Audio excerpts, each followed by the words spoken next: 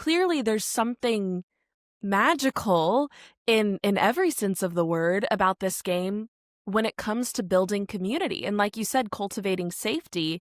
And I think that the newer updates to the rules really allow players to create the table that they want and that they need, and the kind of safety that those players need, which allows for safer and safer communities to be forged amongst friends and strangers that become really good friends through this.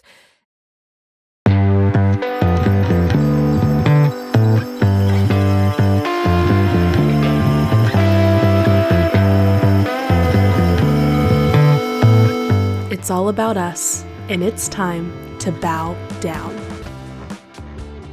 Hello, everyone, and welcome back to Bow Down. Dennis, as always, so lovely to see you this morning, and really excited to be chatting, as always, and I'm excited for our topic today, too. Oh, me too. Always great to be here. You look so lovely as always, Thank and you. just can't wait to get into this. This is a long. It's. You had mentioned we were just talking before how this was one of the things that sort of we bonded over in some ways, or at least like clicked on is the topic we're going to talk about today. And so it's really kind of been a long time, that we haven't talked about it. So Yeah. you want to go ahead and introduce what we're drum roll, Yeah. please. Right. So we are diving into the world of TTRPGs. Dennis and I both have experience specifically with Dungeons and Dragons, D&D. And we've both been players. You have DM'd before, yes? I believe I so. have, yes, Yeah, I yeah, yeah. have. So we've both been players. We've both been DMs. We both consume D&D content, so we are certified nerds over here talking about it. But we also really wanted to approach this from the angle of, like everything we try and approach here over at Bow Down, this esoteric and empowered feminism, and how does womanhood express through the TTRPG world. It's really a vast array of people and experiences that find RPGs, and a lot of really beautiful healing work can happen through role playing, but also historically these spaces have not been inclusive to women, but now there's some of the most inclusive spaces of women and femmes and queer folk. And I think that this is a really interesting topic that, as two people who are passionate about womanhood and empowering everyone to be their wholest and truest selves, who also love playing games and having fun and figuring out the overlap there.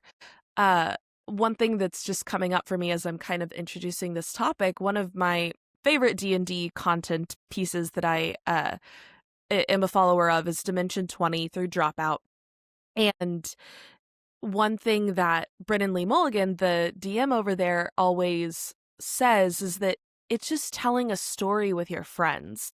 And I think that as human beings, we are innately storytellers. We tell ourselves stories inside of our own heads. We create stories together, and to sit down with people and intentionally want to craft a story really is so empowering. To say, I get to create a world, I get to create a character, I get to engage with it however I want to.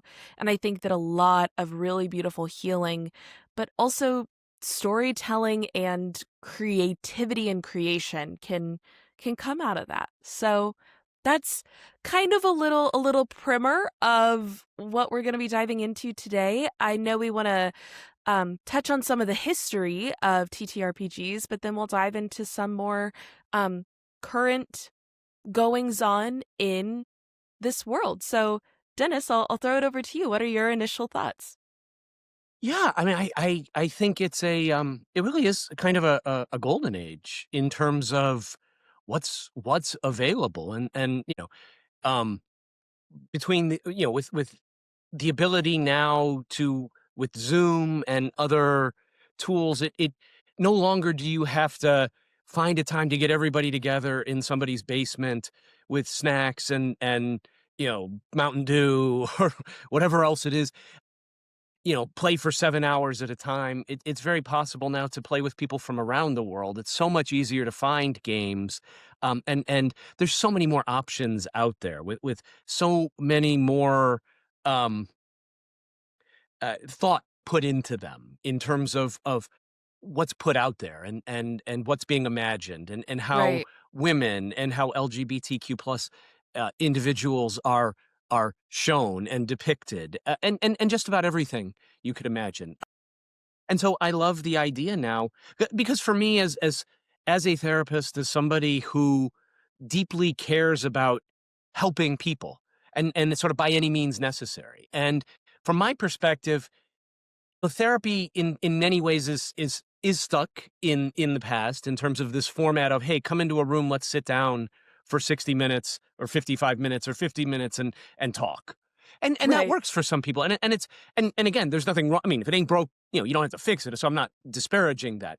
However, in my experience, that doesn't work for everyone. Um, and what I love about role playing is it gives you the opportunity to explore yourself in a safe, when done right, I should say, in a safe, and empowering way.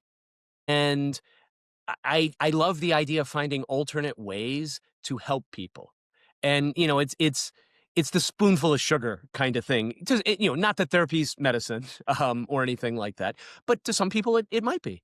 But if you can make it fun, if you can make it where you learn, um, while you're playing, and have it affect your real life. And that's the great thing. There's all this research, and I'm not gonna go through it all, but it's all out there that the behaviors that you pick up in game bleed over into real life.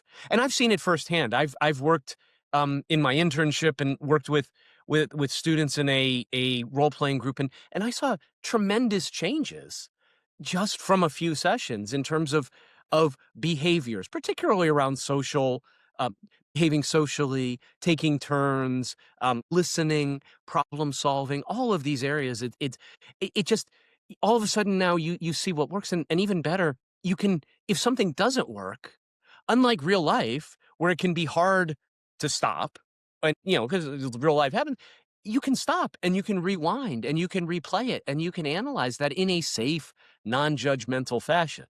And that safety, to me, is the most important part of therapy. That safety is what allows growth to unfold.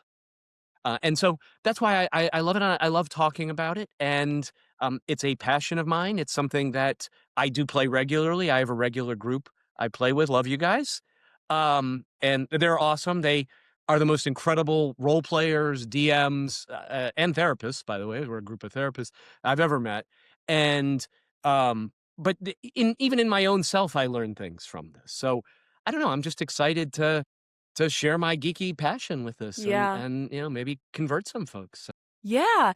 Well, and I think your point is so well taken in that it I think it's really obvious when you break it down the way you just did that it's like, yeah, this is a low stakes way to try new behaviors. It's a low stakes way to take a risk and kind of see the social reaction to it because it is inherently a social game. And I was watching I've been really on reading Reddit stories has been like a recent interest of mine, and so I've been going through the like Smosh reads Reddit stories and two hot takes, but one of them was a TTRPG Reddit story themed one. And another DM that I really love, George Primavera, he was talking about how all of the issues that were coming up in the stories that they were talking about that were like, am I the asshole in this TTRPG scenario? He was like, all of it can be boiled down to like, read the room, dude. Read the room, my guy. And it's like, even when you're playing in a fantasy game, like you could be a dragonborn, a tiefling warlock. Like there are so many magical, mystical things that you can do, and yet these human themes will always come through. And even though it's not just uh, you, it's also your character. you are always getting temp checks and reading the room about your party and other people. And I think the best DMs are just really great empaths. They're really great at sensing what other people need and being able to offer that to them.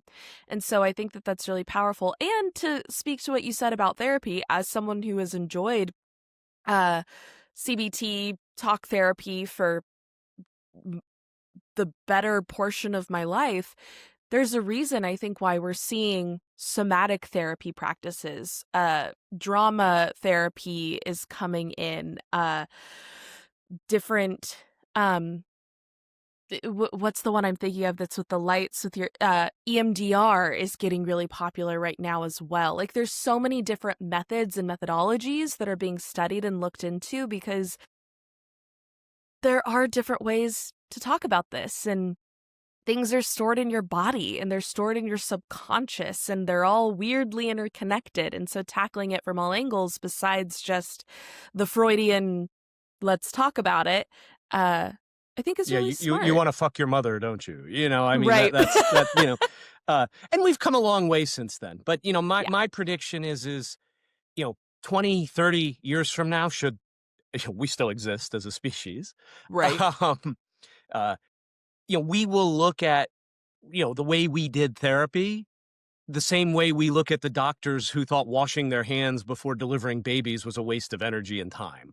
And like literally put the guy who said, no, we should just wash our hands so women don't die, actually put him in a mental institution uh, because they didn't like what he had to say. So I really feel like 30 years from now, like we're going to have such a better understanding of consciousness and how the brain works and how everything is interconnected that you know and I think we'll find that these things that we're finding work, like role-playing games, like drama therapy, art therapy, play therapy, golf therapy, like that's something I would love to do. To play around a golf but also have it be therapeutic in the sense of we're talking about things, we're relaxed, we feel safe. And again, it comes back to safety. You cannot, if you don't feel safe, if part and you, if you and by you parts of you, there's parts Right. of you that feel unsafe, they're not going to be comfortable coming out and talking about things.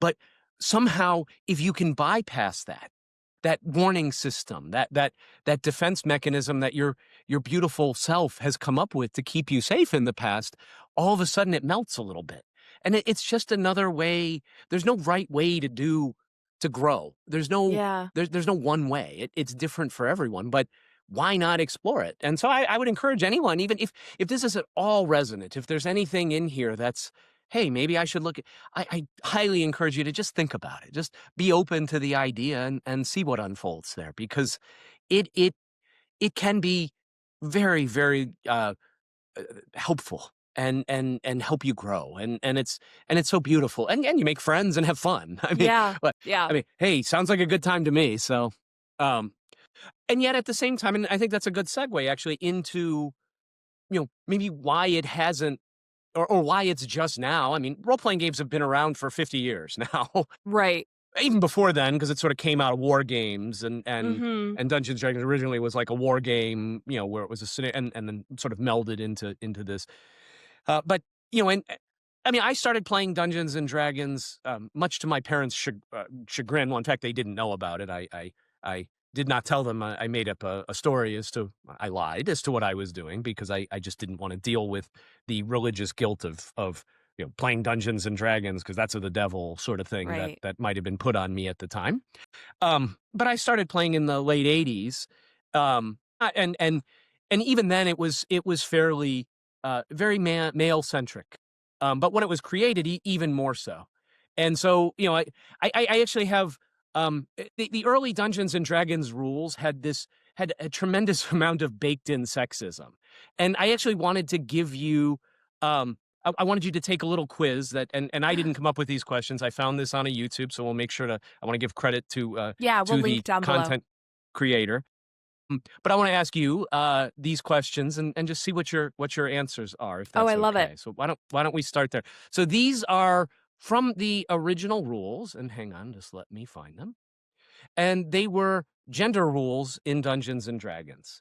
And these are from the 1970s, And so I number did one, not know that there were gender roles. This is fascinating, oh, and I knew that there was sexism baked in. I didn't know that it was this blatant, but so sorry, continue. I'm no. excited. So this is in the first edition. So true, all of these are true or false questions. Um, so true or false, women's charisma-based abilities were tied to a beauty score. I'm gonna guess that that's true. Absolutely true. And and if you think about that, what's the implication? That your social power or your ability to influence anyone is based on your looks. And again, so that's number one. I mean, not we start with that was a softball question. Um, so number two, do quote witchy women with beauty less than or equal to 5 who seduce a man scare him to death instead of seducing him? Oh my word, that is wild. I guess I'll go false. I'll go false. I'll have a little bit of hope. Nope, it's true. Um, there is a rule like that, and to me, it's an absurd example of weaponized femininity. Uh, so yes, a witchy woman with a beauty less than 5 would scare him to death instead of seducing him. Um, question number 3: do adult women have a lower based wisdom than adult men or girls? So adult women, do they have a lower based wisdom than adult men or girls do? Or girls. I'll say false for that because I would think that girls would probably be like young girls would have the lowest wisdom, even in a sexist paradigm. So I'll say false. You are correct, technically. It was not in the original core rules. However, there was this did come from a third party supplement called the City State of the Invisible Overlord. So there was in fact a supplement that had that rule, but it was not in the, so technically correct. Yes, you were right. It is false, thankfully. So question 4: are women better thieves than men? Mm. No, I'll say false. I could see how it would be true, but I think that in D&D there is a little bit of it's kind of the same thing as in Grand Theft Auto where it's like you get to be the criminal a little bit and it's kind of fun and good, and that thievery requires some sort of sleight of hand check that's usually like a little bit of intelligence. So I'll say false, that men are smarter and better at thieving. No, it's actually true in a bizarre way. So high-level female thieves could cast spells where male thieves could not. So mechanically, Interesting. women could actually be better thieves from a power gaming perspective because the Right. ability to cast spells was considerably powerful. Which in the same breath, it is like, oh, women are better at being immoral. Right? It's like both Exactly. Yeah, of yeah, those, like, absolutely. yeah. Absolutely. Question 5: do beautiful women get access to special skills that ugly women don't? I'm going to say yes, but I also want to add a contingency that I think, I mean, informed by the witchy woman scaring a man to death. I think I'd say that maybe ugly women get access to different skills too. The fact that there's even just like powers that you can have based on your appearance in a role playing game that is like you get to design your appearance is crazy. But I'll say being beautiful, you probably get certain things, but also being ugly, you get certain things. So you don't get, yeah, I love what you said, and you are correct. Technically, it's false. You don't get special spells. However, spell effects do vary by beauty. And I think you were getting exactly at that. Depending on your beauty score, the spell would have a different effect. Similar, I guess, to the seducing a man, scaring him instead of uh, seducing him if your beauty is too low. All right, 2 more quick questions. So, uh, if a male cleric fails a save versus a woman's seduction, does he lose celibacy and all of its perks? I think I'll say true. It is absolutely true Their seduction can force a cleric to break celibacy, once again reflecting these odd moral sexual assumptions. I gotta say, that's kind of epic that even though obviously that there's so much sexism baked in there and these sexual assumptions, but the fact that like a cleric could fail one roll and like lose their class is insane. And that like if I in game was playing a woman and like beat a cleric on a roll, I'd have to be like, you have to completely restat your character out now, dude. Like that's some power there. And it's interesting, even in these rules, the way that fear of something is actually letting it have so much more power over you. Like we can so see that reflected here. That's fascinating. Yeah, I think it's pretty clear, like, women live rent-free in Gary Gygax's head, who Right, created Dungeons& and Dragons. right. Like, I don't know the guy, but it seems that way. Yeah. And then here the last question, if a woman charms a humanoid monster, will it put down its weapons, kidnap her, and carry her to its lair? I'm thinking Dirk the Daring from Dragon's Lair here. Right, You know? right. I I mean, I guess I'll say true and just go with the trend. Yep, of course it's true. The rules include fantasy outcomes for charmed humanoids. So, yeah. So I think what takeaways do you have from this? I think we already said one of them, and I agree. You know, there's the early Dungeons and Dragons mixed sexism with a really weird power fantasy. It's women are Yeah. both objectified and somehow magically dangerous. Like it's this Yeah. weird, like, they're objectified, they're vilified, but they're also magically it's this weird blend. But what other what takeaways did this this crazy quiz bring up Right. for you? I mean, one, the fact that I didn't even know that these rules existed. As someone who's been playing D&D and consuming D&D content for the better of, I guess we'll say like 4 years now. That's kind of wild. And I think, you know, in anything that we do, it's important to understand the context in which we do it. Um and not just repeat patterns of how other people do certain things, right? But really understand the why behind it.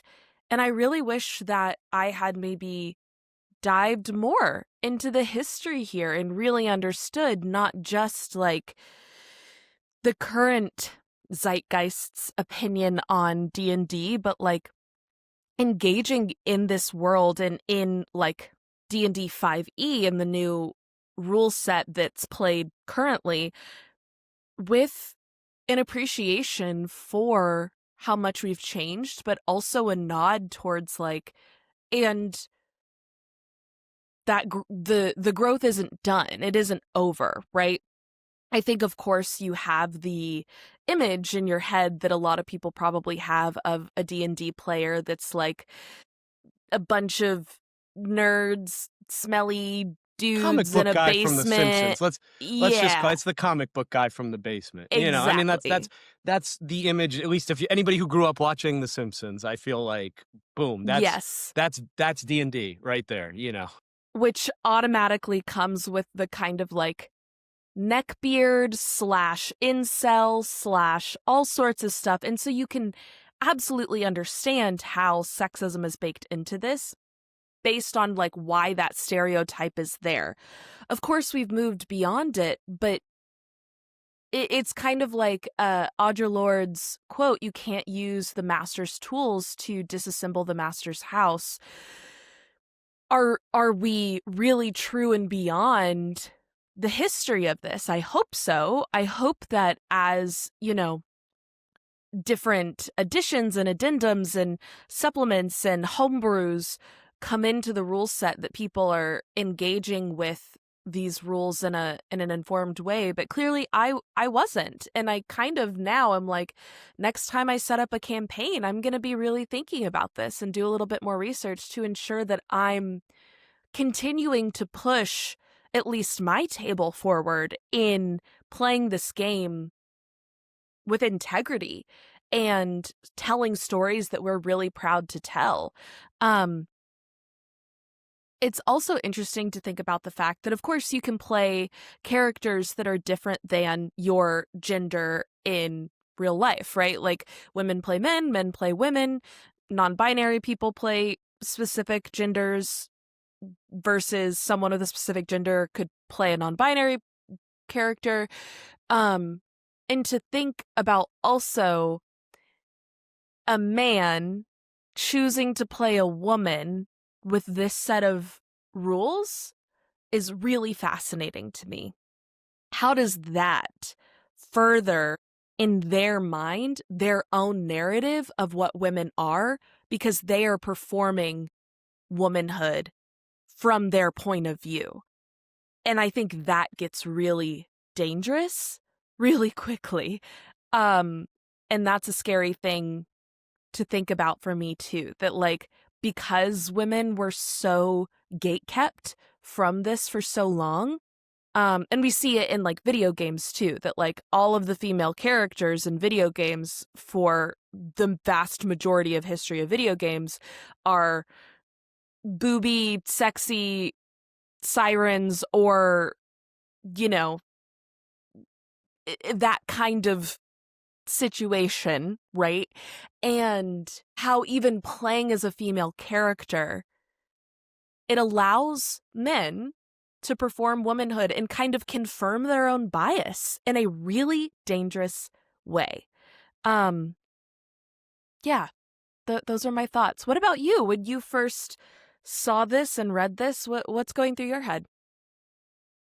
You know, I feel like it to me, it was I view role-playing games in general as sort of like a culture factory in a sense Yeah, of it it is a product of, the culture of the group that's into it, and so I think it's very clear what the culture was and in the '70s, and I don't wanna make there's no I don't believe it's fair to say, "Oh, well, that was just the time," if just because your grandmother grew up in the segregated South in the 1930s doesn't give her a right to use the N-word. I don't care that, right.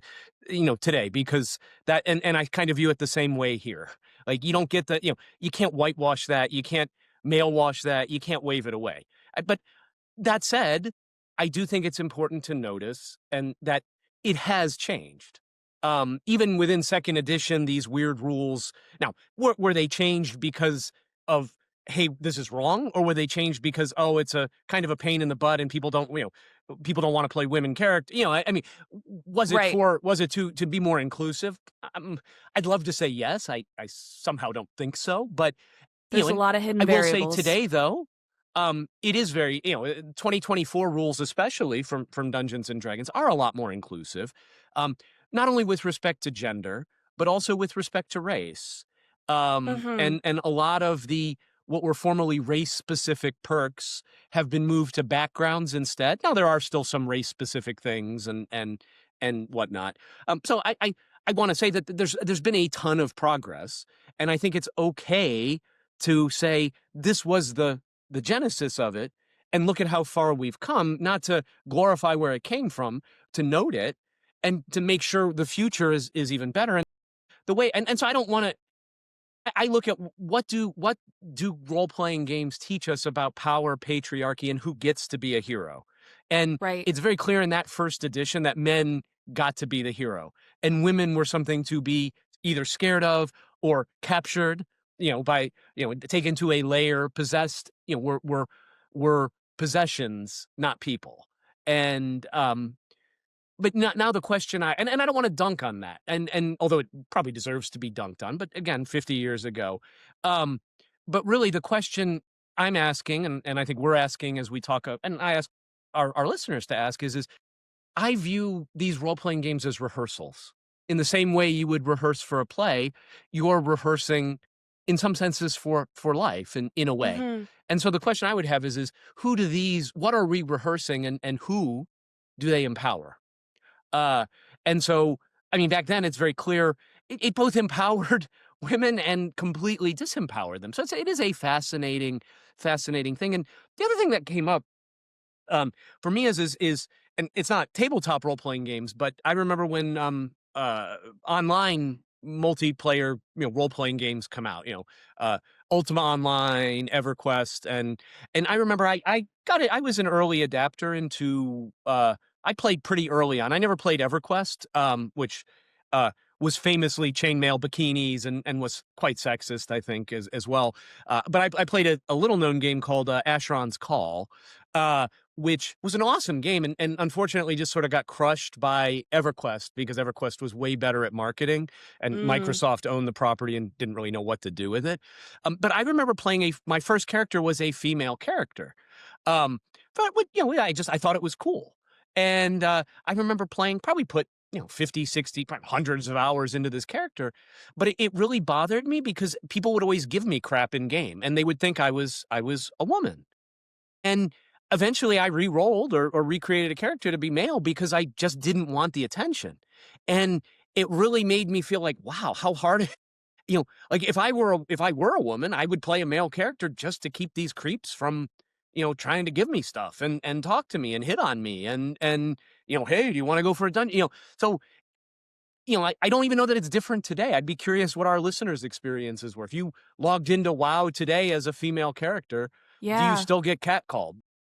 Do people just give you things? I'm curious. I don't know. It is I haven't played in a while, so right. That is really fascinating. And I'm not a super gamer. I enjoy watching playthroughs of story-based games, but I'm certainly not an online gamer, but I think there is absolutely overlap between these communities, and so it's fascinating to think about those the patterns that arise, like you're saying.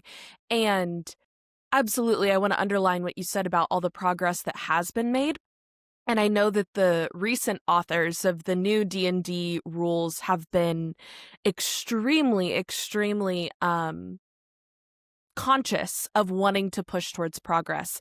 And I think too, I want to underline and highlight that, like, clearly there's something magical in every sense of the word about this game when it comes to building community and, like you said, cultivating safety. And I think that the newer updates to the rules really allow players to create the table that they want and that they need, and the kind of safety that those players need, which allows for safer and safer communities to be forged amongst friends and strangers that become really good friends through this.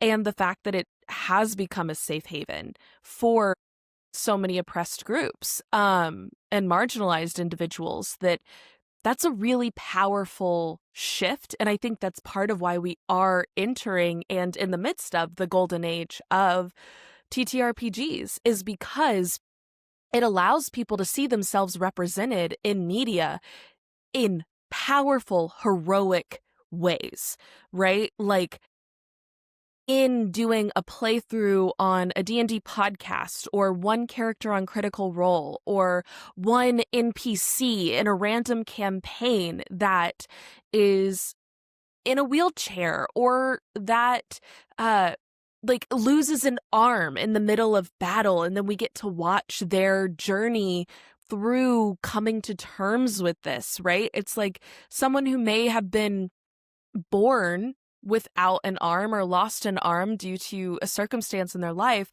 seeing that represented as a hero, I think is really, I mean, I have never lost a limb, so I don't want to presume to understand anybody's experience that has gone through something traumatic like that.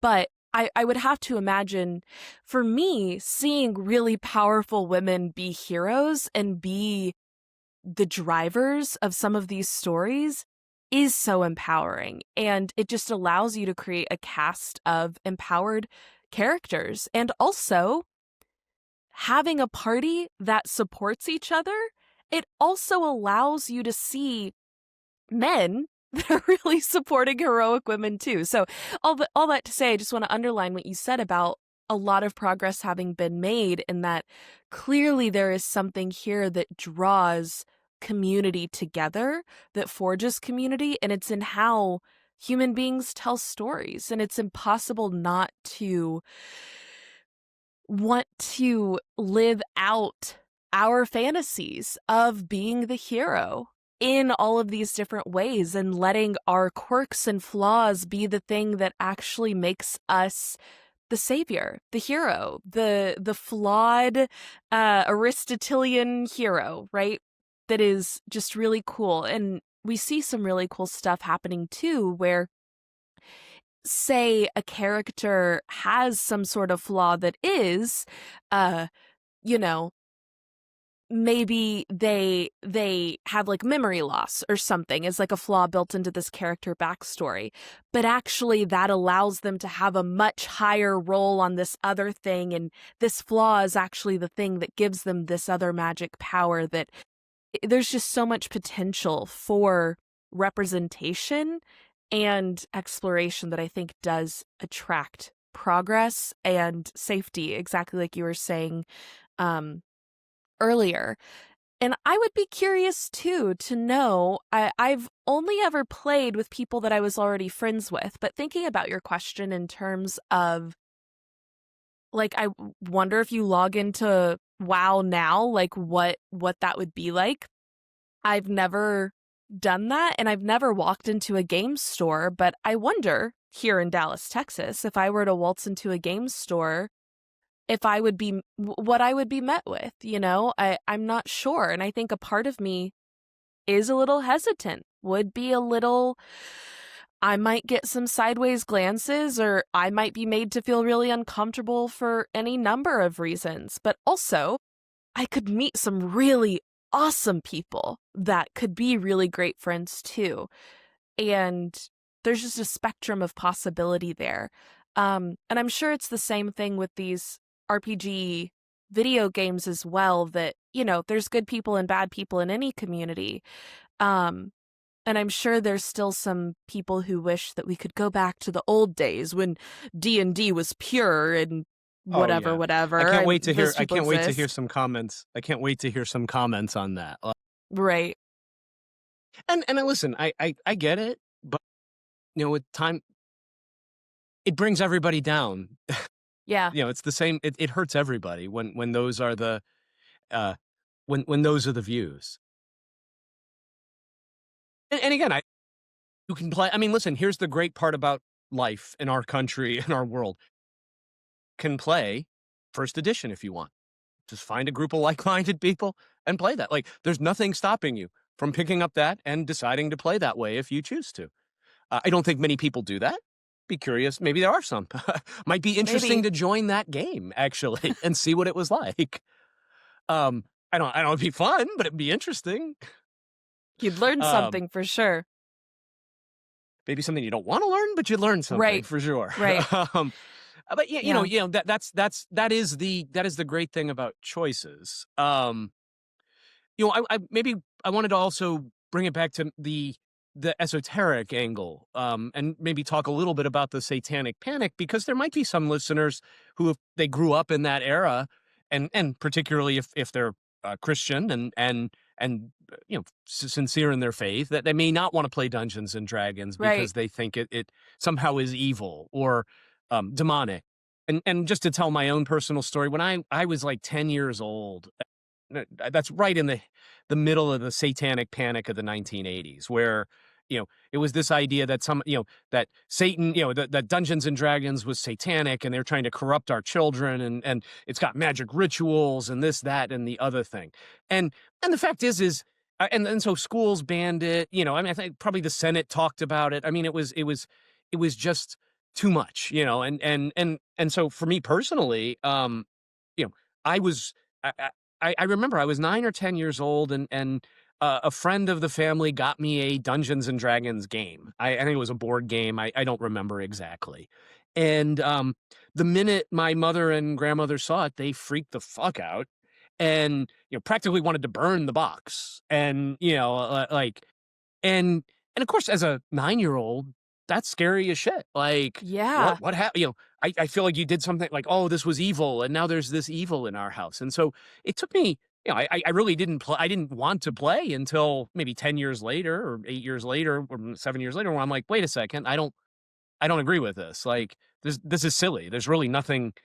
And the fact is there are movies that have way more esoteric, uh, references than Dungeons and Dragons does. I'm thinking Yeah. The Neverending Story or Labyrinth, for example, which are Right. literally like hermetic texts in some Yes. senses, which could be another episode we could do, which would Oh be my gosh. fascinating. Talk about two of my favorite movies of all time that we could talk about for a long time. Exactly. But that's the funny thing. Like, oh, it's perfectly fine to watch that, not under, but all, this with made up rule. And I mean, listen, I have the old, I have old manuals from second edition with all these different pantheons and demons and demigods was the name of the book. And it was all, none of it was all just made up stuff. Like there was no background to it. It's not like there was any esoteric, to my recollection anyway. And especially now that I've researched more and know more, like no, there was Right. no. It was all make believe, like truly make believe. There was no anything other than just play stuff in that. And that's the funny part about it. But I also do want to offer compassion to folks who may have experienced that, and maybe it soured you even subconsciously, just to this point where you just said, "This isn't for me."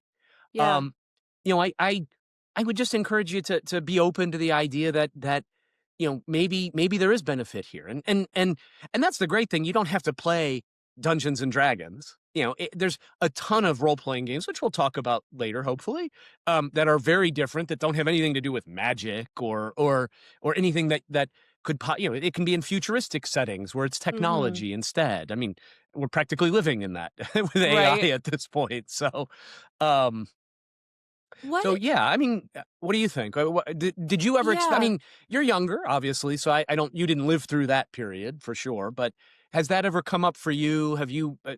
Were your? I know your parents. I think you said weren't terrible. Were much more open minded. I'm just curious what your experience Yes. was. I'll say it till the cows come home. I'm so lucky to have the parents that I have.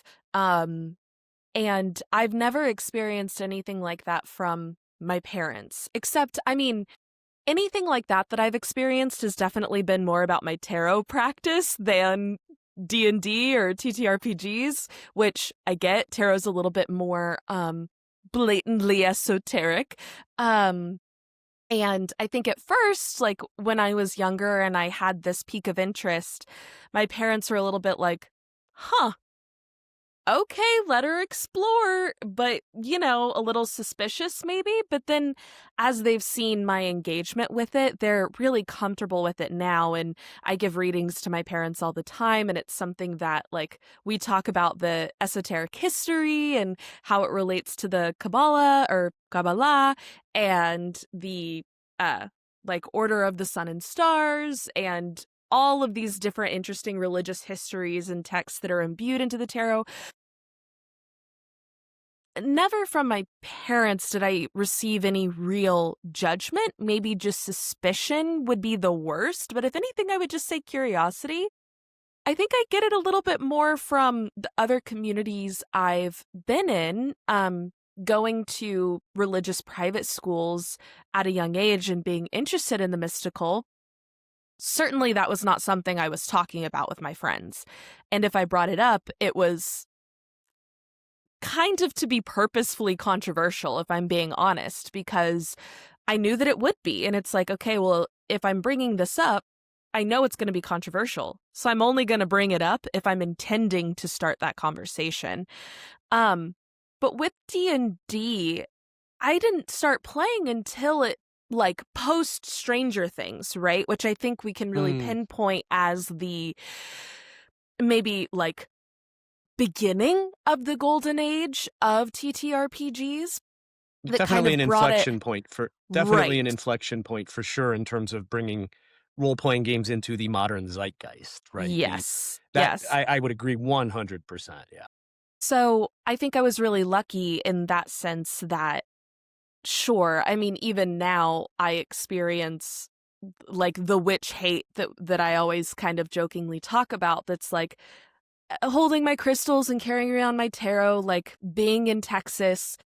Yeah, I've been told like, I'm not allowed to be around someone's kids, I'm not gonna be able to babysit, even by people that are supposed to be some of my closest friends. They're like, "Yeah, but I don't know how I feel about you being around my kids," and that hurts and it's hard, but luckily never in the TTRPG community. But one thing I wanted to ask you, Dennis, because I'm sure that, like you said, as a 9-year-old, being told that this thing you've been gifted is evil and that it's bad, and you said that that's really scary. I can only imagine the subconscious shift that that creates in you. What do you think it was that allowed you to change that narrative? And eventually, I know you said earlier in the episode that you just kind of lied to your parents when you started playing, but what allowed you to break free of that fear and really start playing? Because that takes a lot of strength and a lot of resilience and bravery, honestly, when you've been taught your whole life that something is evil, to unlearn that and confront it. That takes courage. What do you think it was that drew you to do that and allowed you to do that? Well, I think probably my neurodivergence helped, but I remember Sure. I remember taking a bus ride, um, with somebody who was a DM. So they had I don't know if they had a player's handbook. I think it was a monster manual or something. And they let me read it on the bus. We were, I don't, it was like a field trip or something, like to Disney maybe at the time. And and honestly, like, I was just absolutely entranced with just the concept of it. Like, wow, you can create these stories and you can play these games in imagination. Like, oh my gosh, you can fight. I was just absolutely like, um, just I just, it became sort of in as much as a 9-year-old, or I was probably 12 by then, it was like an immediate special interest kind of thing. It's like, oh my God, I want to play this. Like, this seems great. But, again, I really didn't have a chance to until really high school. I finally found a group of guys that were able to play, and they invited me to play. So I'm not gonna lie. I mean, I was scared when the first time I went and actually played a game, like, and rolled up a character. I played a paladin. I recall, because, I'm like, okay, well, well, God, if this is evil, at least I'm playing like a good character. I'm Right. I playing have an some honorable. religious armor on right now. Exactly. I have this religious armor on. So, I mean, we played, and it's just a bunch of guys having fun. Like, there were no demons. There weren't, so I don't know if I was expecting, like, there to be, like it was a seance or something, with like Right. dark, incense and candles. No, it was a bunch of guys with Mountain Dew and Doritos, man. Like, having fun, cracking jokes, rolling dice, doing cool things. And it was just addictive. Like, just to have this freedom of like, and I remember, uh, spending hours just thinking about what my character could do, what they would do next, and how they could grow, and this, that, and the other thing. And so I think, like everything else, it's this idea of, oh, don't do drugs. Drugs are bad. And you scare the kid. They go to college, try pot and all, or drink, and they don't die because, Right. you're not going to, unless, God forbid, you drink way too much and get in an accident or something. I mean, that can happen, but in general, you try something, you don't die, and it's like, oh, well, maybe this was all bullshit that they were telling me. And I just started to question things at that point. Yeah. Now I do want to say, I don't believe my mother and grandmother were doing this out of anything other than their true belief. And the fact Yes. is the reason they believed that things had power. So they did believe in the occult and the esoteric. And so I think that was their work. They were so, because they converted to Christianity, in after I was born, basically. They didn't necessarily, they weren't religious. Like, we didn't come from a family of, evangelical Christians or something like that. It was a relatively, they converted in the 70s, right around when I was born. But they understood, or the idea of the power of of that these things existed Right. in their mind. And so, if you truly believe that this thing is demonic and that demons are real and that they're going to hurt you and hurt your kids and hurt your family, I get why they did it. Yeah. Uh, so, I mean, it took me a while to get there. I mean, there was a lot of resentment, and my Of course. therapists, have worked through a lot of that, because I realized all of these beliefs don't belong to me. Like, they were not mine. They were my parents' beliefs. And as a 9-year-old, I didn't have the ability to separate that. But as I aged, as I grew in knowledge and matured, I came to the conclusion that I have the choice to believe what I want to believe, and there's absolutely nothing wrong with with there's nothing evil in any way, shape, or form about Dungeons and Dragons. Yeah. There may be evil things out there, I don't know, but it's certainly not Dungeons and Dragons. Um, Right. Not baked into it anyways. Like, I'm sure if I'm like, if Hitler played Dungeons and Dragons, sure, that game might have been evil. It's like just like right. anything, if you use it for nefarious purposes, then it's going to be bad. But if you're sitting around with your buddies telling a story together, then it's about connection. And I think it's interesting what you said about like learning that, oh, this actually isn't true. I didn't die. I wasn't cursed. I didn't get possessed by a demon. It really made me think of how you often talk about in the Genesis story, God is the one that lies, right? It just very much mirrors that it's like, don't play D&D. Don't eat the fruit from the tree of good and evil. Don't eat the fruit from the tree of good and evil. You're gonna die. You play D&D. You eat the fruit from the tree. No one dies. No Yeah. one dies. It No, goes back to that's so spot curiosity. on. So spot on, Reese. It's that's exactly and it was that way with a lot of things, and I know my experience isn't unique. I know it isn't. And it comes in different forms and different ways. And I know there's I mean, listen, I have people who are dear to me whose parents were convinced they were demonically possessed because they were having psychological challenges as a teen Mm, and were struggling with depression and anxiety. Like, and I think that's probably more common than anyone would like to admit. And my heart is just goes out to you if you've experienced that. And I'm sorry that you experienced that. And I'm sorry you had to go through it and it was wrong in every way. Um, but know that you don't, that was never true. It will never ever be true. And that's not who you are and never was who you were. L- You know, I don't, maybe that's a comfort to somebody who needed to hear that. I hope so, because there was a lot of guilt and sometimes shame. I didn't yeah. like lying to my parents. I mean, but it was just easier than having a fight. Better to ask forgiveness than permission was, Yeah. was, uh, was my watchword. And that's why I tried to raise my daughter to ask permission regardless of what it was, Right. because I saw what it did to me and didn't Well, didn't and want it to happen to her. again, going back to the concept of safety, right? Like, if you scare kids, I mean, I think your example of like the DARE program is a perfect one, is a really great one in that it's, if you scare kids about something, it naturally enhances this curiosity, but also they're never going to tell you about it.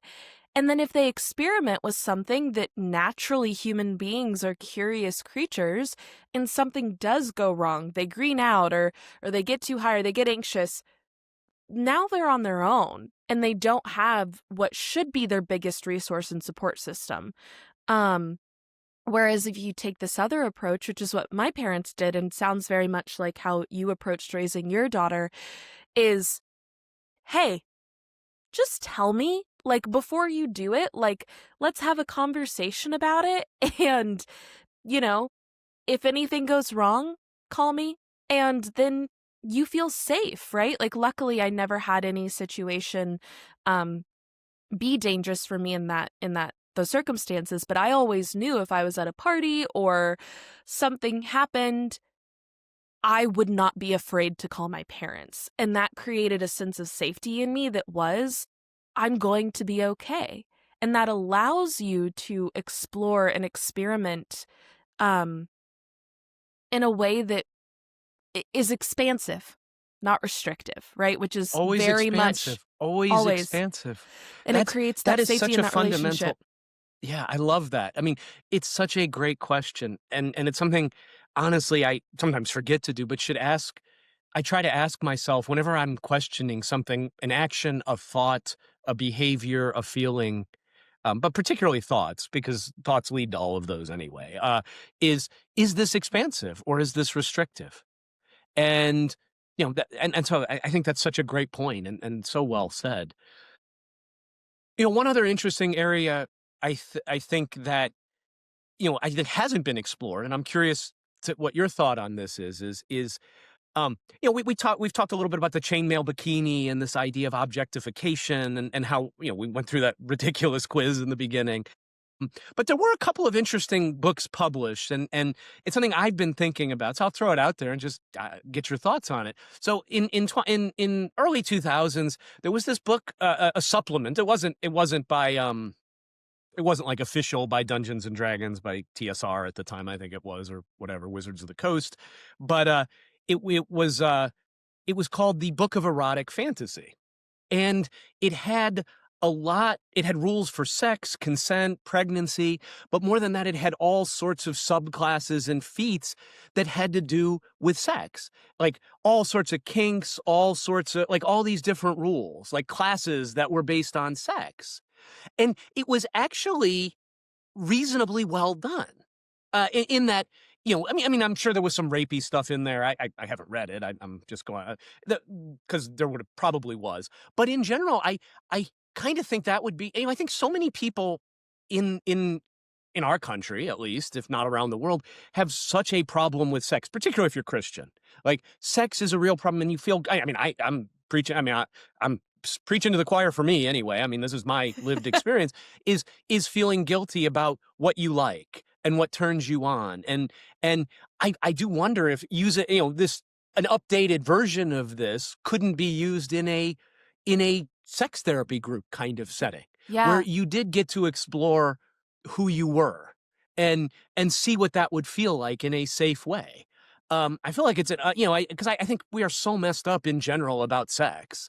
So what would it, is this a new frontier? I don't know what when I brought that up, they literally had pretty much anything you could, there were whole classes dedicated to like, you know, really sexual kinks, like the rope It's so master. And fascinating. and again, I don't have it in front of me, although maybe I need to get a copy, but just to go through it. But yeah, I just wanted to throw that out there because I thought it Yeah. was very, very interesting.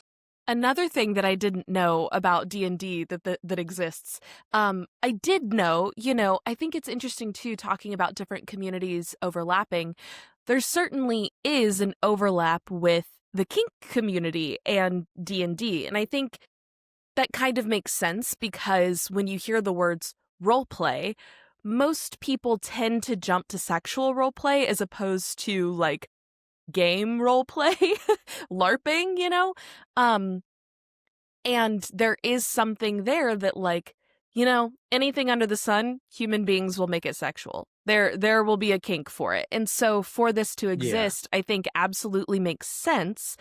But also, I know that there's a very big community of people who identify with the kink community or the fetish community that play D&D. And so what a cool way, like you said, to explore and experiment with these things. Of course, if everyone at the table is comfortable in consenting. And really the biggest thing that came to mind as you were talking about this was the way that consent plays out in D&D in general, whether or not you have like sexual elements or romantic elements or not, certain scenes, like if you get into a scenario where a character is dying and you are in that role play, that can be really intense. And you need to have discussed that with your table beforehand. Like, what are people's boundaries? And I know when I DM'd my first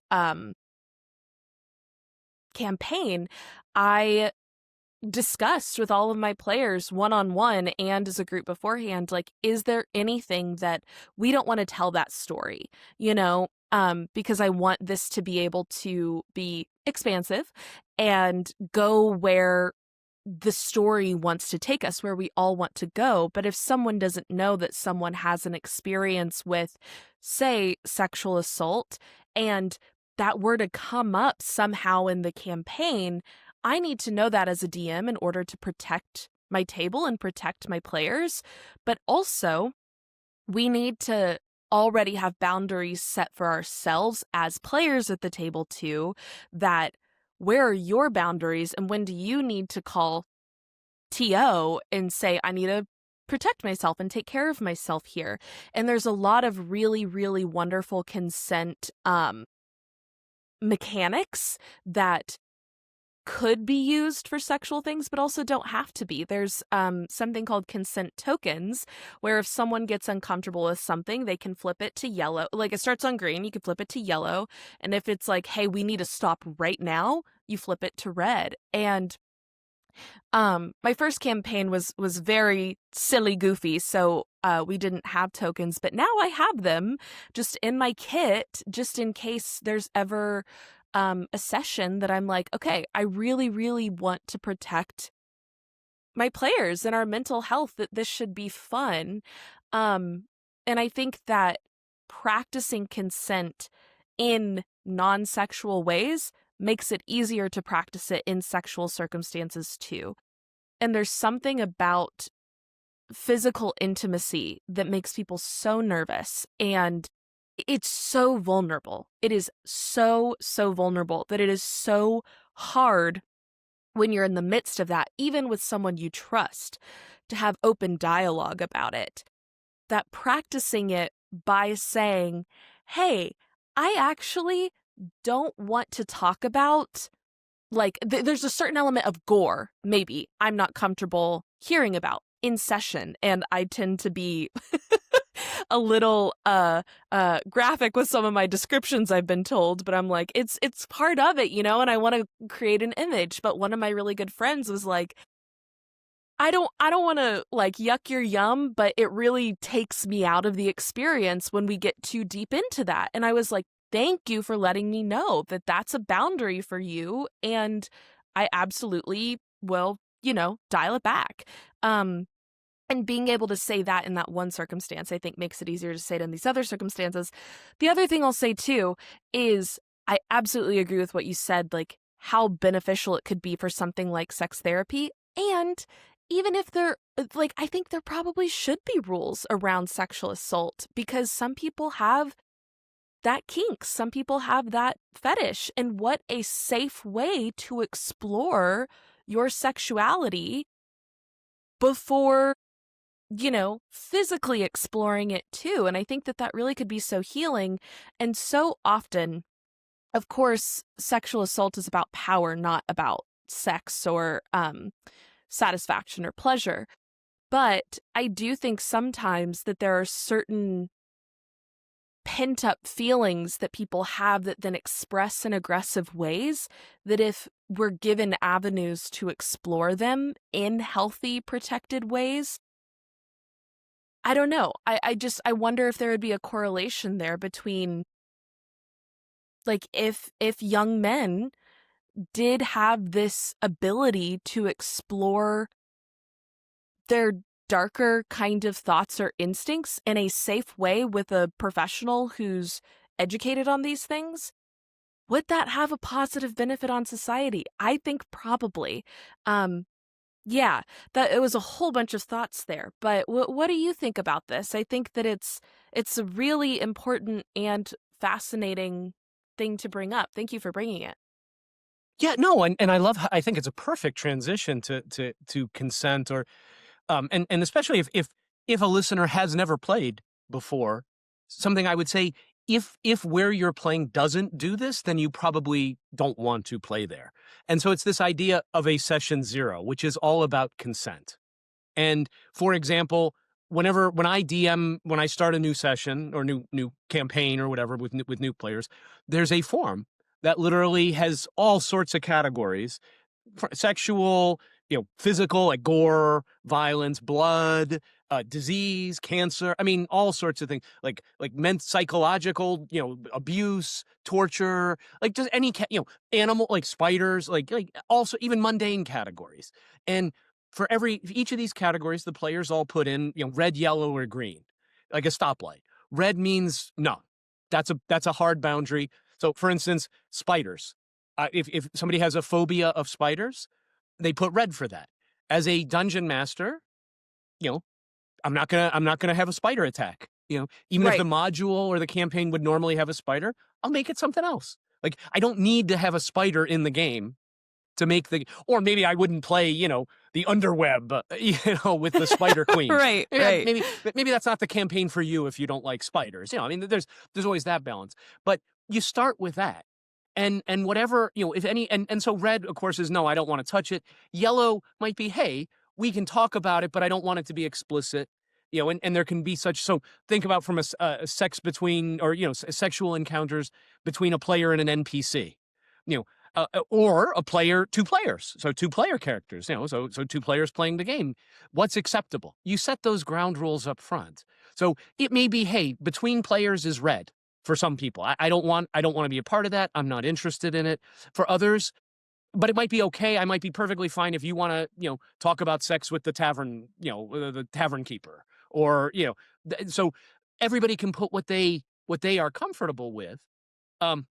And the nice thing about the yellows is it can help people um, enlarge their zone of safety, where there's their Mhm. tolerance for things, and see maybe it's not so bad, um, as well. And so there's room for growth there, but there has to be a willingness to it. It's always growth with consent.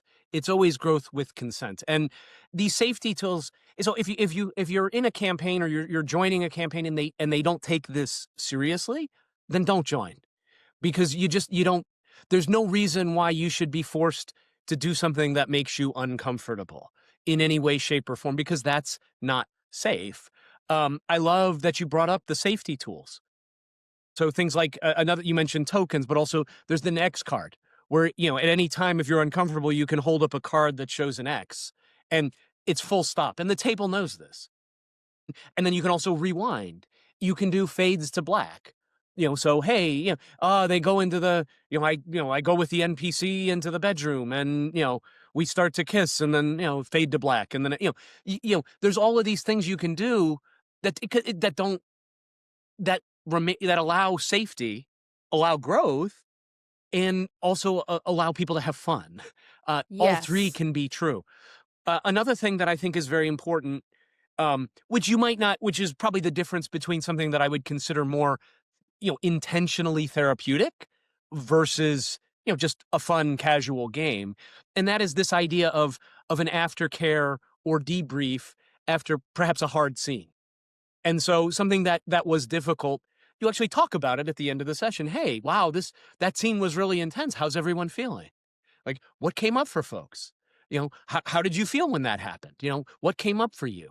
And so those experiences can become corrective and meaningful and helpful, rather than scarring or scary or Well, and I spiraling, was and gonna triggering. say it could also be re-traumatizing for some people if you're not discussing these things, because, like, death happens in D&D. Like you said, it started as a war game, and that's a very difficult human thing to experience. And if someone has just lost somebody, and then next D&D session we're having death saves, like, maybe we think about that before we go into it, and whether or not someone has just dealt with something or not, it ultimately is about safety and respect. And I absolutely love what you said about, like, if you're trying to figure out, like, where can I play? Is there a table I can join, a party I can join? If they don't do consent or safety rules, you definitely don't want to be playing there. But also, if you're starting out, that was something that I wouldn't have known about if I wasn't consuming D&D content that talked about it. And so also, even if you're a player, like, your DM may not have heard about this before. Other people may not have heard about it before. Bring it to the table and say, hey, I think this actually could be really beneficial for us to implement. Even if you're in the middle of a campaign, obviously a session 0 is always important for expectation setting, like you mentioned. But even if you're in the middle of campaigns, say, like, hey, can we take 30 minutes or an hour before our next session to discuss this? I think it's important. It'll actually enhance our fun because we'll be able to invest more thoroughly. The other thing I'll say is, if anyone makes fun of your safety or consent rules, that is not someone you want to be playing with either. Because part of the safety and consent rules is you feel comfortable using them. And there are certain circumstances where I've been in a situation where someone's like, oh my God, like, really? We're stopping this scene? This is not a big deal. And that is an automatic, like, for me, you're not in the party anymore, because Yeah, not yeah. only is that such a violation of the expectations that we have all set and we all agreed to, but also it's so vulnerable to turn that token to red. It's so vulnerable to lift that X up because you are expressing, I'm uncomfortable right now. And for And I think that, sorry, no, you please go. no, you sparked something in that. I think this is you're it's describing exactly what I think, particularly I think women often with their own boundaries or trying to set boundaries have such a difficulty with and find it so challenging to enforce their own boundaries. And so either their boundaries get pushed or they become so violent about it that it almost becomes a repelling thing. Like, these boundaries go in front of them like a shield. And to me, the healthy way is somewhere in the middle. And I think when you play with a group of people who understand this, it can model, particularly as the dungeon master, if when you're running the campaign, it can model what respectfully enforcing your own personal boundaries are. And it can also model the fact that boundaries are yours. My boundaries don't apply to you. I can't tell you what to do. I can only choose how I respond. If you step into my boundaries, at that point I can choose my actions, which could be to leave. Now, as a dungeon master, game master, the leader of the group. Now, you may have a zero tolerance policy for this. If somebody were to do what you said, like, oh, well, I can't believe we're stopping this, that may be an automatic disqualification, or it may be a teaching moment. There may be an opportunity to say, hey guys, let's explore what happened here. Obviously, this is going to be easier in an intentionally therapeutic type of group. Right. But even so, it can be something where as the leader, the game master, maybe you talk to, especially if it's a group of friends or people who are sort of, maybe you take that person aside and it can be a teachable moment for them. And so, and of course, it's going to vary by situation. Not everybody is teachable. And so, yeah, to me, it's table stakes. Of course, Yeah. it wasn't when I first started playing. I mean, this is Right. really relatively new, and it's wonderful. And yes, and I agree with you completely. Like, this should just be the norm. You got to understand the rules. But again, I think it can, for particularly for folks and women who have difficulty with boundaries, just having the example of how to have healthy boundaries and how to enforce them and in a way that feels true to you and authentic, that you feel good about, that can bleed over into real life. If Yes. somebody It's at work, practicing it it. It's keeps practicing it's it. rehearsing. Goes back to what we Yep. said. It's a rehearsal, and it's a safe rehearsal. And even just watching somebody do it, then maybe you have the opportunity to practice it in game. You can even create scenarios where characters are forced to set up their boundaries and enforce their boundaries, where maybe an NPC is trying to push on them, gives them an example. They can practice it. The great part is if they don't do it, we can go back and try it again and try it again and try it again. So they to practice, to rehearse, to see what it feels like. And then you can have the other players and other people reinforce that and respond positively to it. And now all of a sudden, now you've created a new, because oftentimes I think trying to enforce your boundaries can feel scary. It's vulnerable. It's difficult. It's so many things. And to have that opportunity in a safe fashion, I think is incredibly powerful. Absolutely. I completely agree. And I think I want to go back to what you said about how some boundaries are kind of a whisper and some people express boundaries as a shout. And that the best kind of approach is somewhere in the middle, right? And I completely agree. But I think that sometimes the reason why we see people having such a strong shield around them is because those boundaries have been violated so many times, 100%, right? 100%, And so we 100%. see it's like a callus and it just builds up and up and up and up until it's a brick wall in front of you. What's for And safety? It's protective. right. Like, when And you've been hurt over and over again, maybe abused over and over again, of course you're gonna build up that callus. I mean, yeah, absolutely. It yeah. would be it would feel dumb not to. And I think your point about if we're going into an intentionally therapeutic session, right? Like, you as a therapist would be absolutely qualified to lead this. Me with my buddies on the weekend, I want to like clarify the difference in the two things that we're talking about. I'm probably not going to ask anyone to explore their trauma, you know, Yeah. in a casual game, but absolutely there's the opportunity to do that in a really powerful way in this therapeutic approach. But even then, whether this is in the context of TTRPGs or not, your point about boundaries being with yourself is so, so important. I think so often people weaponize boundaries to be this like, well, you have to treat me this way. That's my boundary. And it's like, no, no, no, no, no. Mm. That is not what a boundary is. A boundary is what you allow. A boundary is what you are comfortable with. And yes, there are certain walls that we build up that are boundaries that are just absolutely non-starters for people. And it's just like, that's a dead end and I can't go there. But being in a safe environment that is a therapeutic approach with professionals is an interesting way to explore, you know, if this was a boundary I put up because of a traumatic experience that I just can't go there, is there a way that you can explore that and try and get more comfortable with examining these deeper parts of the self? But also, especially in a friendly, casual, non-therapeutic game, that is by no means required at all, right? And if there is a brick wall for you, make that known. Not only is that allowed, that should be celebrated that you owned that.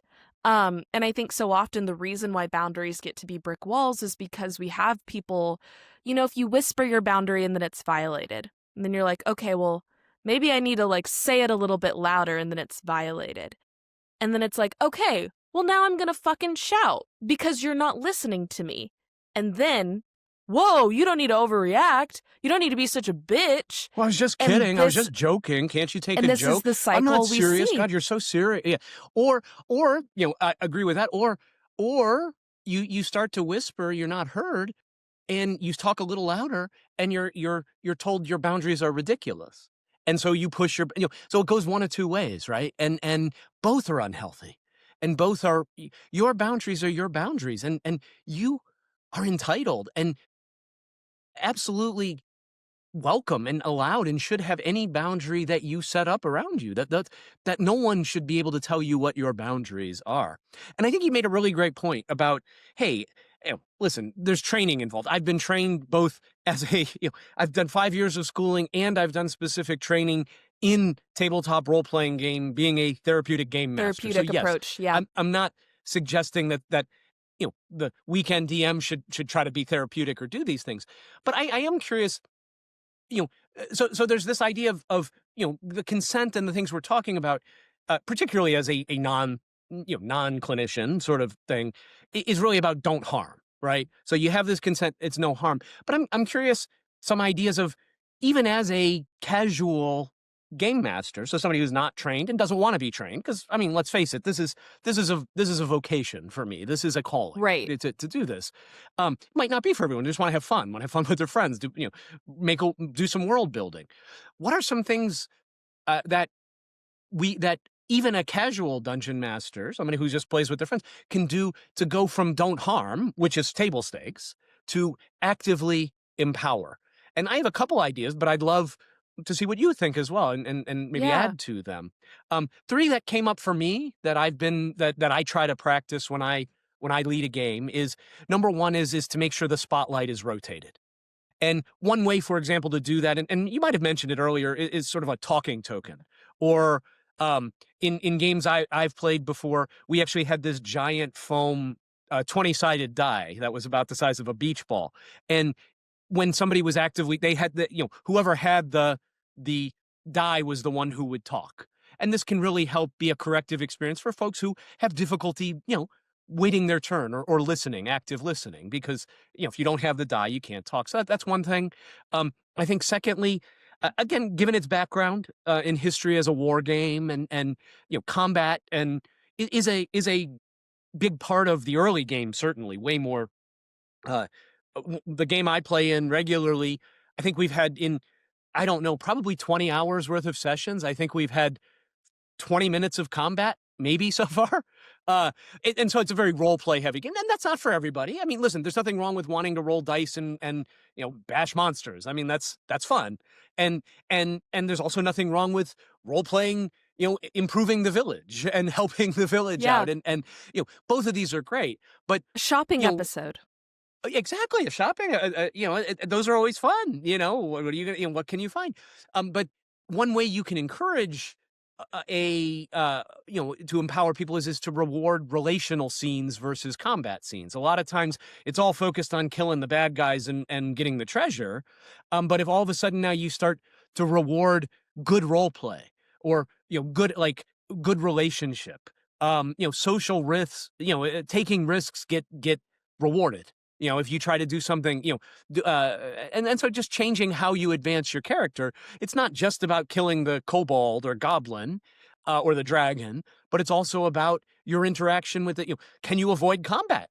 Not every scene has to. I mean, sometimes, you just want to fight, but sometimes maybe you resolve your difficulties in a different way without physical violence.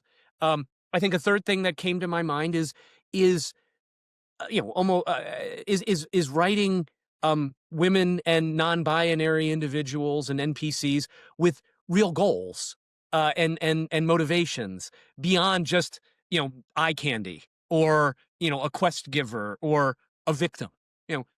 Have the leader of the tribe be non-binary. What does that look like? How does that empower perhaps people at your of the players at your table to maybe explore that themselves and see how they respond to that?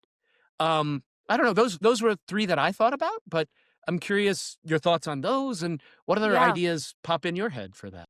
No, I really agree with a lot of that. I think, with all of it,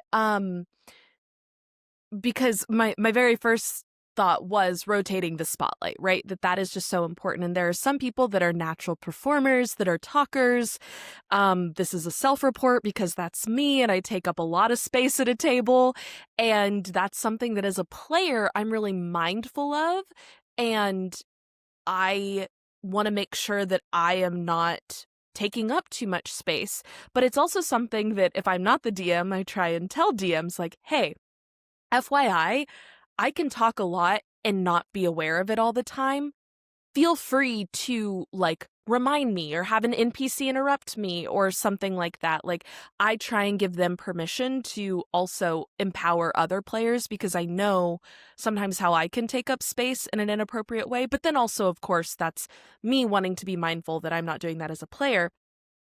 And I love that. And even to just name it to the table. Hey guys, listen, I want you to know, sometimes I get into this, I can take up a lot of space. I don't ever want to be, it's not my show. This is our show. And if at any point I'm getting main character syndrome or it feels that way, tell me. Tell me. Let's adjust because we're all here to have a good time and we're all the hero. I love that. Yes. That's the attitude I want every player to have. Well, in owning your stuff, it's also good practice. That's another boundary to say, hey, I am asking you to call me on the carpet in this way. You know what I mean? It's that's also very pro-social in a lot of ways.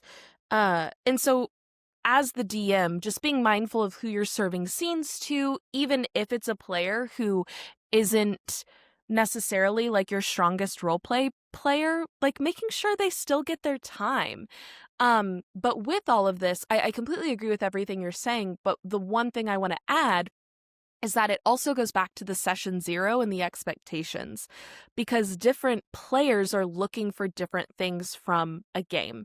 And it's really lucky when you get a party that is we are all roleplay heavy, we have deep character backstories, we are in it for the arc, and it's great. I know what you all want. I can create a campaign that is great for all of this.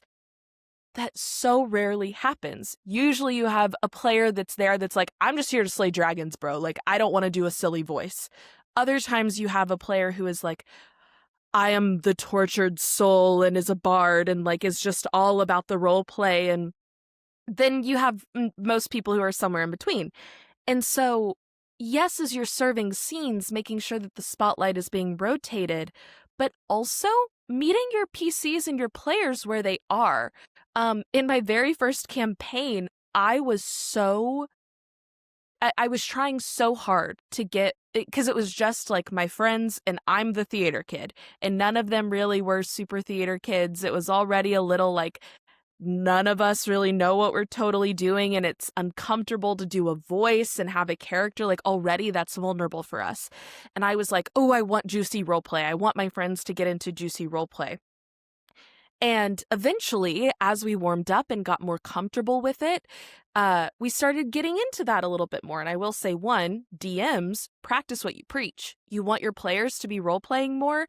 Make sure that you're doing the voices. You're building out your NPCs. You're getting into juicy roleplay. You know, there was one time that I was like, there's been no roleplay and I just need to get it going. I roleplayed a scene between myself to try and just like example, this is okay. Like, yeah, it's silly and we can laugh about it, but also it's fun. And it makes it more comfortable for your players when the DM sets that tone.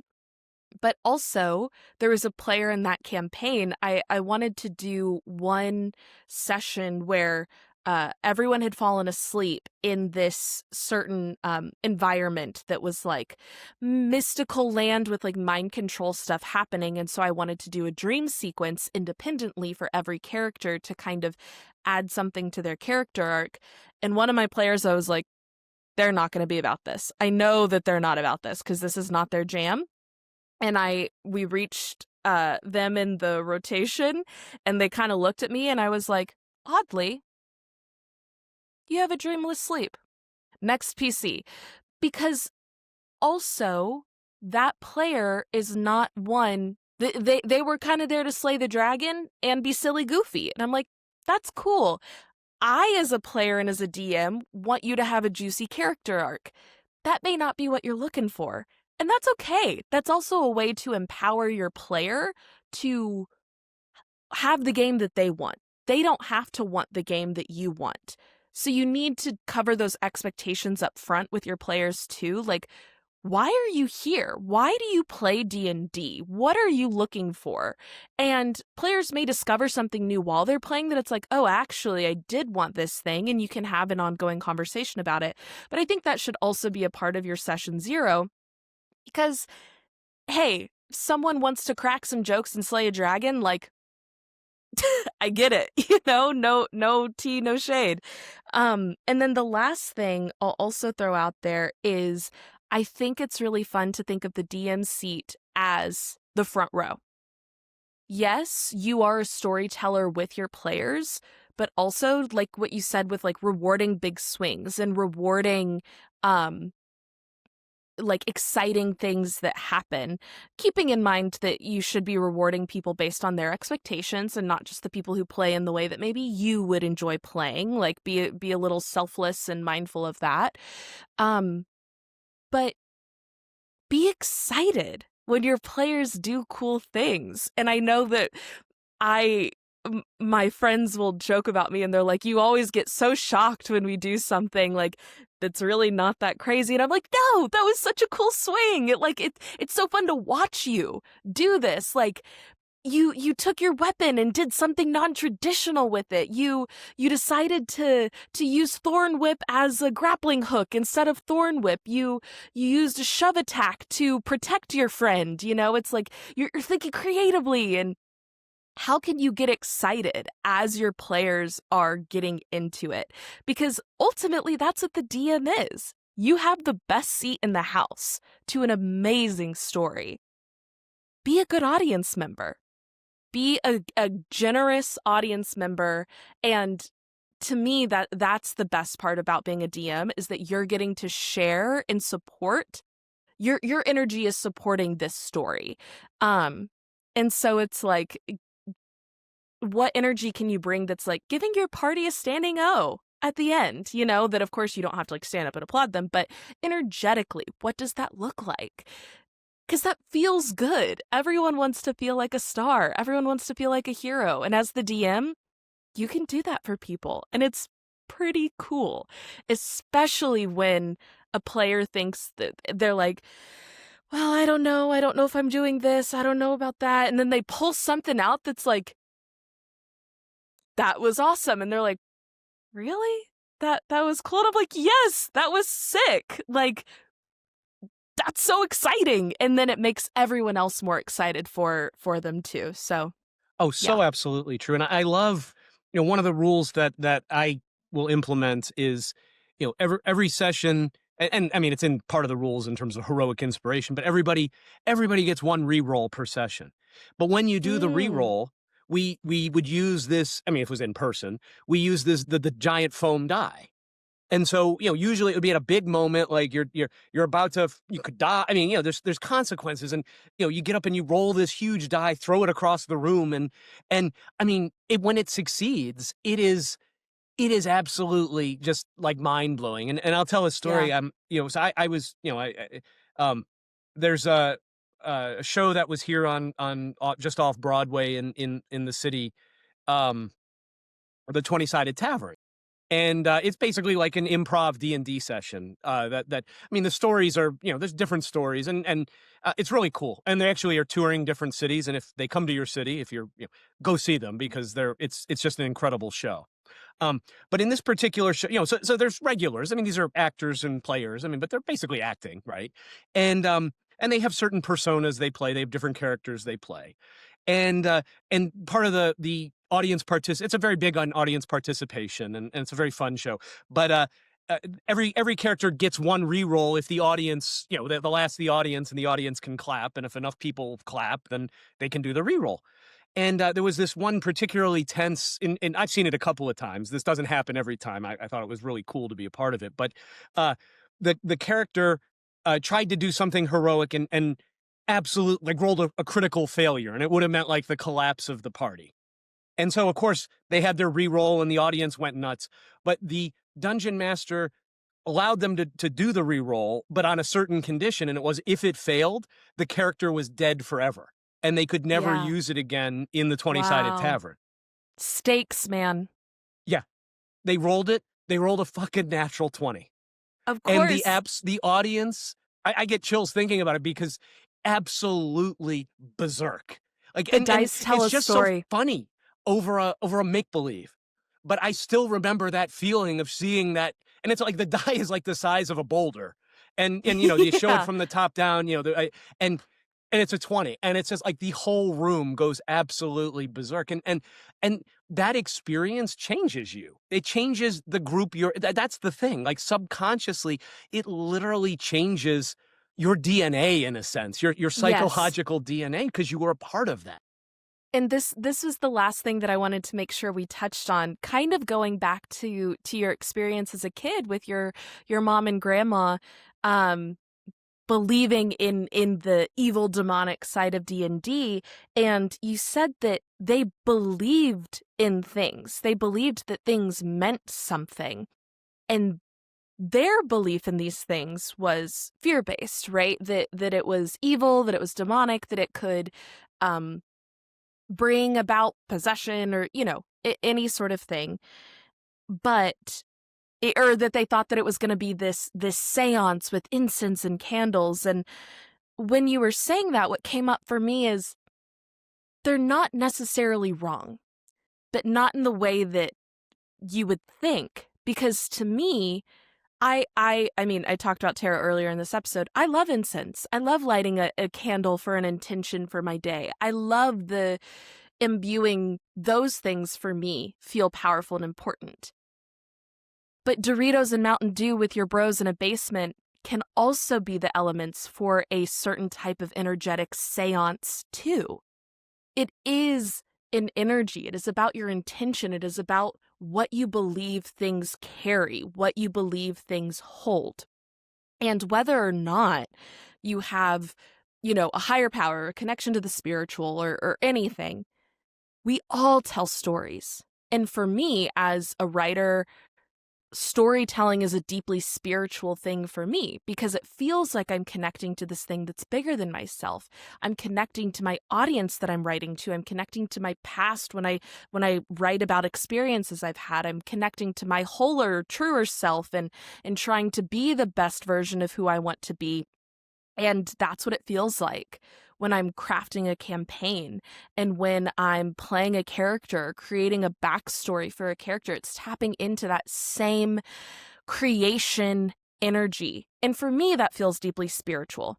Doesn't have to be spiritual for everyone, but these experiences of storytelling, it is group creation, and that does mean something. And for me, that I call it magic. Other people may just call it shared experience, humanity, whatever. I think it's all of those things. And that story that you told about the 20-sided tavern, that's exactly what it is. It is the same thing when everyone at a concert pulls out their lighter or everyone in church puts their hands up, right? Everyone in that room felt that because it meant something. Completely imaginary story, completely imaginary characters, but we as humans invest and believe in things. Stories matter. The stories we tell matter, and that is why this game is so powerful, because it's not just a story, you're also living it. It's like your brain can't tell a difference between screens and experiencing something in real life. And so you are reprogramming your brain. When you do a heroic thing in your campaign, you're being a hero in your real life. You are still making that choice. And that's how your brain processes it. That's why it's the rehearsal for quote unquote real life.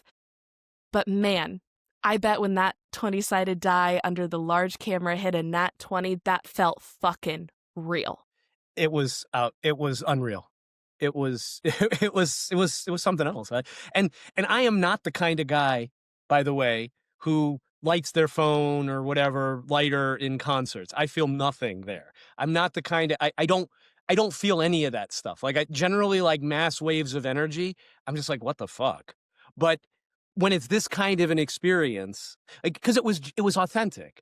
To me, that the Yes. most of the time the hands in the air is manufactured. Everybody lift your hand.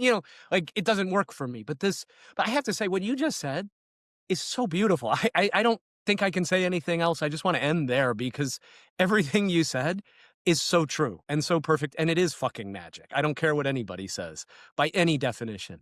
And now it just makes me think you and I need to be playing a game together because I want to see Yeah. I am not the big role player and I love when people do it. So I don't know, man. I feel like we got something here. We need to maybe our listeners want to start a game. I don't know. We'll have to see. Yeah. Something we could let think us know about. in the comments. If anyone out there wants to do a game, we could certainly get a Zoom game going. And I love what you said, like magic by any definition. It's the word we use to assign to the unknown, to the unexplainable. And there's so much about life that's unknown and unexplainable. And that's why we tell stories. And that's why stories are magic, however you want to define it. And with that, yeah. I think I think we have more to talk about here. So maybe we'll, I feel like we only touched the iceberg in terms of what really could be done here, and particularly I was gonna say around. that too. Yeah, see, we're on the same wavelength. So maybe we pick this Yeah. up and maybe we'll have some surprises. I don't know. We'll have to think about it. But Yeah. I have to say, I am Absolutely. for just planning this out. Literally, 2 hours ago, in terms of what we were going to talk about. This was incredible, and I hope our listeners have enjoyed it. But we've certainly enjoyed having you and talking about it. So with that, I hope everyone is well. And Reese, if you'd like to say goodbye to our lovely listeners. Yeah, I completely agree. And I would love to keep this conversation going in a future episode, but also in the comments down below. Like, let us know what you think. If you've played TTRPGs, if not, just any thoughts that arise. Would love to know what you think. And very much looking forward to seeing you all next time. Bow Down is a weekly podcast from the Cohere Collective that explores esoteric and empowered feminism. Please subscribe to Bow Down wherever you may be listening. And if you enjoyed the episode, please leave us a like, a 5-star rating, and a review. And if there's anyone you think would enjoy this episode, or maybe just needs to hear it, please share it. If you want to stay up to date on all things Bow Down, you can follow the Cohere Collective on any social media platform at the Cohere Collective, and check out other content and offerings at www.thecoherecollective.com. If you're interested in working with Reese to find and pursue your purpose, I encourage you to head to www.thecoherecollective.com/life-coaching. If you're interested in working with Dennis to shed your mask and embrace your desires, you can email Dennis at dennis@theheartstoybox.com. A huge thank you to Jack Corbett for Bow Down's music. You can find him on Instagram at j.corbe. Thank you all for joining us today. We're so glad you're here. And as always, we hope you feel like you are living more coherently. And until next time, love.